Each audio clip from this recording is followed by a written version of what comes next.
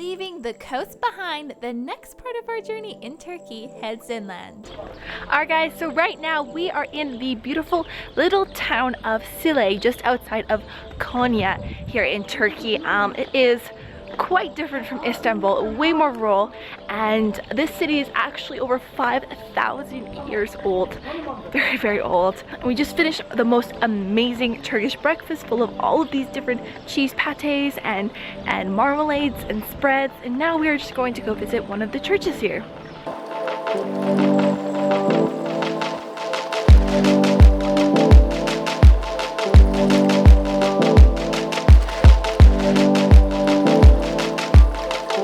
Arriving at the city of Konya, we stopped at one of the most important places to visit, the Mevlana Museum.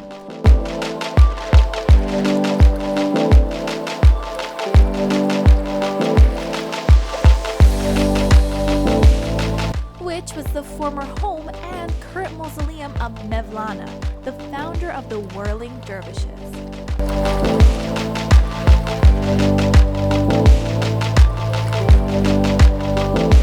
Guys, so for lunch we are in Horoshan, and it is a caravanserai, and it was an inn for traders back in the day. Silk Road, extension of the Silk Road trade route. Yeah, where they would stop to rest and eat food. Look at this. Oh my gosh. Going really well, girls. Really well. Thank you. We're all a little tired. We've had no sleep.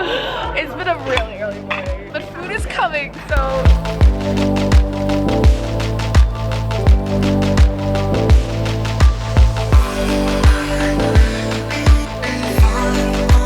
So we are in another caravanserai here on the Silk Road. Now all these caravanserais are actually from the 13th to 14th century, so they're quite old, and there are literally hundreds of them, seriously, every 15 to 20 kilometers along the Silk Road from Europe to Asia. There's another caravanserai for the caravans to sleep in overnight. At this particular caravanserai, we saw a show of the Whirling Dervishes, known for their practice of whirling to achieve a state of trance, which they believe brings them close to God.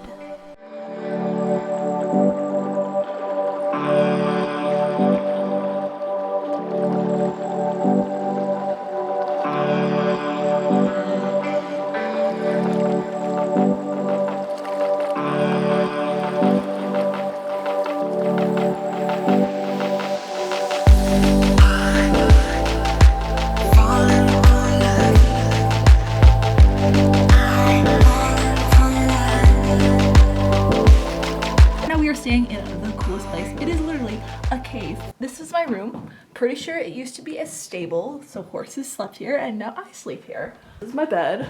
There are definitely little bits of cave on my bed, but you know.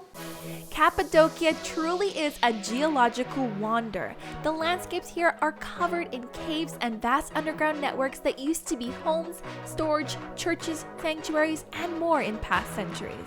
Alright guys, so these are called the Fairy Chimneys. Aren't they cute?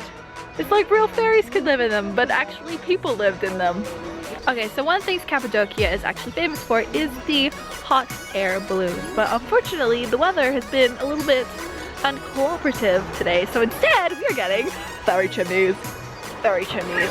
And a tour of all the amazing cave systems here, which is still pretty awesome.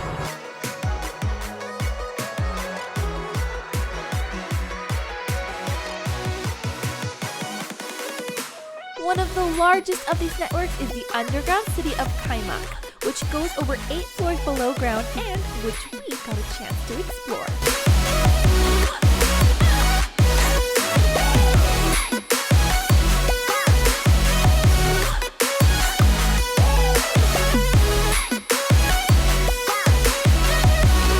We believe that it was first the Hittites who built the underground cities, but it was extensively used by the Romans and by especially the Christians. Most of the things that you can see underground city are from around the 9th and the 13th century, which does not mean it was built at that time. It was only modified at that time. And the last people to use the underground cities, we believe, were the Turks in the 13th century, and then they stopped using the underground cities for reasons unknown.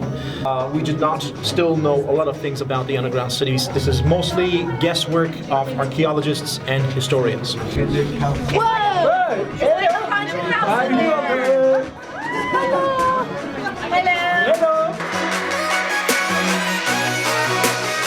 Okay, so right now we are exploring the open air museum here in Cappadocia.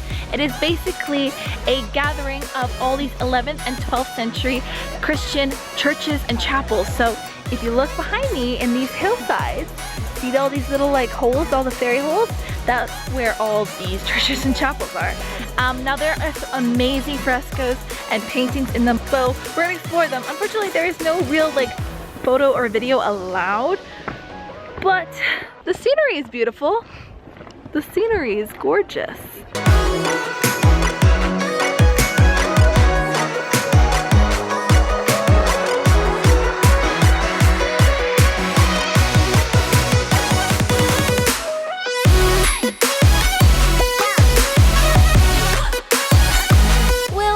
You've all enjoyed Cappadocia, Turkey. If you want to go back and explore Istanbul, click the video below. Thank you so much for watching, and don't forget to click subscribe for more videos from me. Bye!